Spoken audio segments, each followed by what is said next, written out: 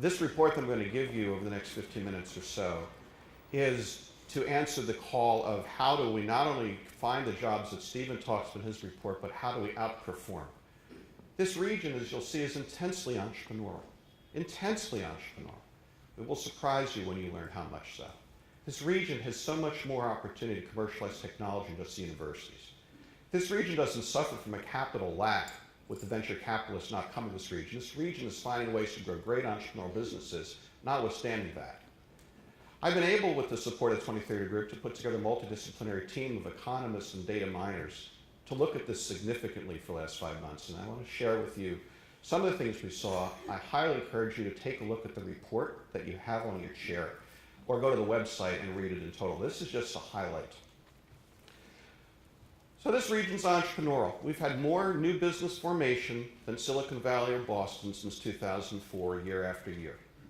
But if I told you that this region had the largest number of rapidly growing businesses in the United States as measured by Inc. 500 for the last 20 years, I bet you're surprised. But that's what that chart shows you, and we looked at every company on that list for the last 20 years. Our region dominates that study. Who are these entrepreneurs? Why do they act? Entrepreneurs are interesting people.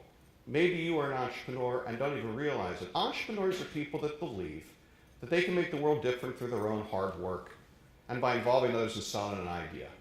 We care about these people economically because entrepreneurs tied to technology innovation that create technology products generate today over 20% of the overall gross domestic product in the United States.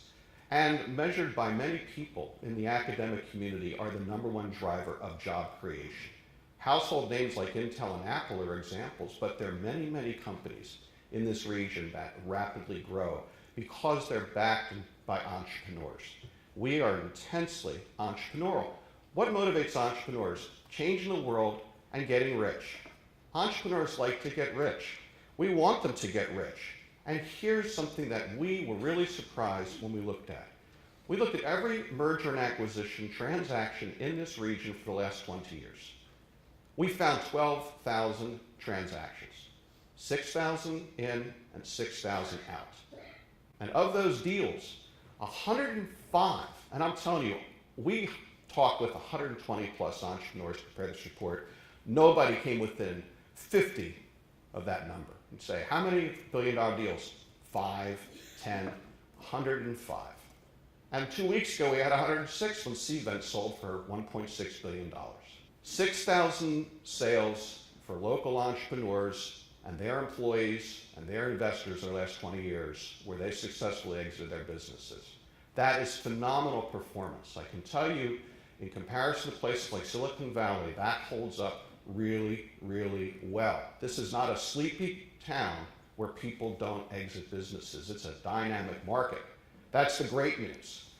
The not so great news, out of the 6,000 where there were buyers, they were out-of-region buyers. 3/4 of the transactions where our companies were sold were bought by out-of-region purchasers.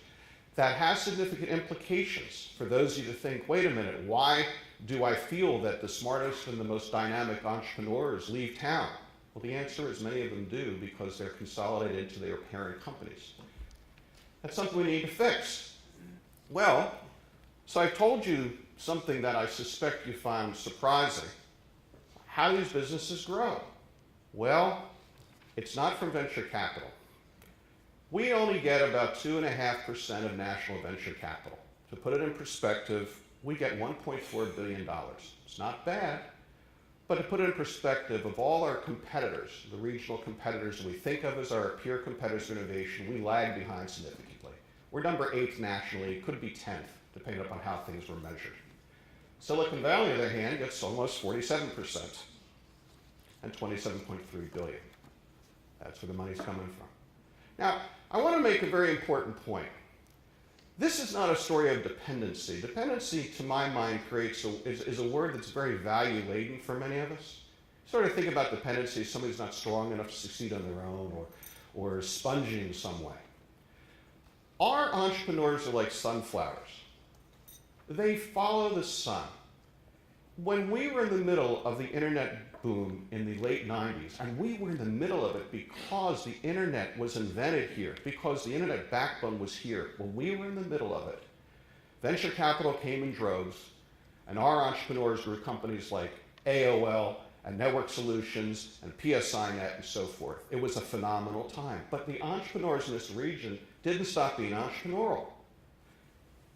They take advantage of the $30 billion a year. And that number, unlike some other numbers in the federal budget that have flattened down and declined, this is a solid number because it's tech, it's information technology. The government has an insatiable need for information technology in areas like cybersecurity and artificial intelligence and social media.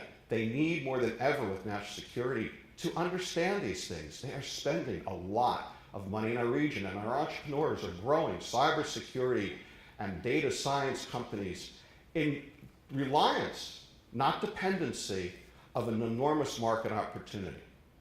And say what you will about Affordable Health Care Act and Obamacare, the reality is it created an enormous opportunity for local entrepreneurs around healthcare information technology, and that drives that as well. That's what exists today. The seed corn for tomorrow's industries is also being spent in our region. I don't know how many of you think about this, but the next time you take your cell phone and you go to make a call, I want you to do me a favor. I want you to stop and look at it. Not the cat photo that you're seeing maybe, but I want you to look at it and I want you to remember this. The semiconductor technology that drives that phone was funded and developed by the Department of Defense. Siri, that unbelievably annoying woman who never understands what you're saying, was funded by the Department of Defense.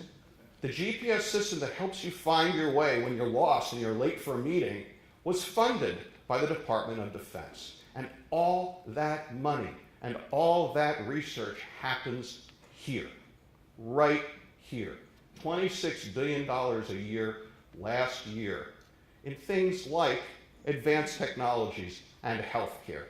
This is an unbelievable opportunity, and it drives a lot of entrepreneurial behavior. So I've talked about government. There are a lot of people in this region that have been very entrepreneurial and have created wonderful companies that never took a dollar from the federal government, but benefited from proximity. You know, Capital One, a company that many of us respect enormously for having the insight to develop the company that they did, they located here and grew here because they wanted and needed to be close to regulators to understand how to develop new credit products. MCI blew up the telecom industry here. Nextel developed here because of the insight into spectrum auction.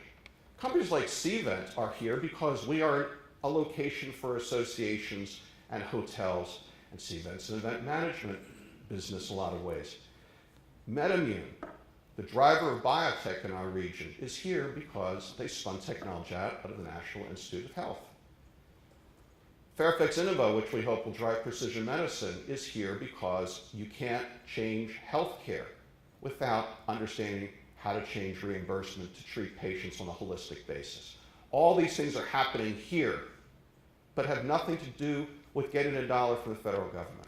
I've told you a story so far that should make you excited, I hope, and help you understand that we don't need external capital to grow. We need to do what's necessary to take our existing assets and convert them into the kind of entrepreneurial behavior that Stephen has identified as essential for our economy.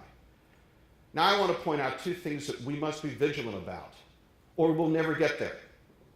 The first one is the federal government has decided that this region isn't innovative. How? The Secretary of Defense was out just yesterday announcing the Pentagon is expanding their operations DIUX to find innovation in Silicon Valley. And they're opening up in Boston. We need a collective activity to push back on that, or we will find that many of the opportunities to take this money and create new businesses will disappear. The other thing I want to point out to you is that we are not taking full advantage of commercializing that cornucopia of technology. When Siri was commercialized, it happened in Silicon Valley. When GPS was commercialized, it happened in San Diego. We spend a lot of time focusing on getting technology out of our universities, and our universities are unbelievable drivers of economic development and wealth and education. But if we are serious about getting the money that we get for R&D, we need to focus on industry, small businesses, and the federally funded research development corporations. And by the way, the 108 federal labs we have in this region, that's more than any other place in the country.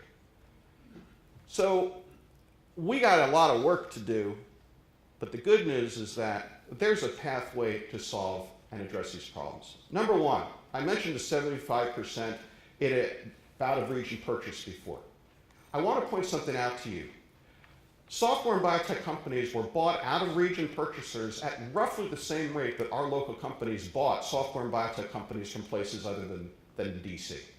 If we could just get our local business community to take startups more seriously, we would drive more business activity than we currently have, reward more entrepreneurs, and grow great companies. Through our data, I can tell you we identified clusters where we have big companies that are engaged in the process of technology and innovation that want to work with small businesses. Biotech, precision medicine, MedImmune, Fairfax, Innova, national security, Booz Allen, Lockheed Martin, cybersecurity and software, you pick it, SourceFire, Cisco, and on. We can do this together. How do we do this? We have regional assets that need a regional organized approach.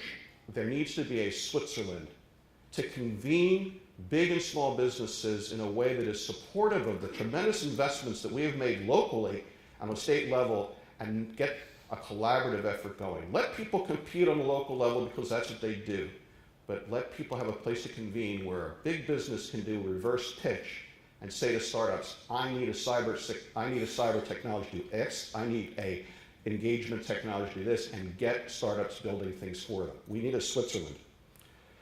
We need to broaden our efforts to get entrepreneurs into the labs, the FFRDCs, and industries, and jumpstart companies based upon the seed corn that's being funded in our region. To not do that would not only be foolish, it will also put us in a persistent, lagging position to other parts of the community and other parts of the country who have figured out how to do this better.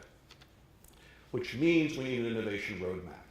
We know we need high value added jobs. We also know that some industries will do a better job than others in creating them. I'm not a big believer that robotic cars are going to create a lot of jobs for truck drivers.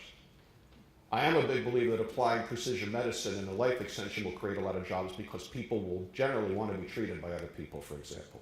Stephen mentioned this. We have an unbelievably strong workforce. They are flexible. That is what allows our entrepreneurs to pivot into new industries as opportunities are developed.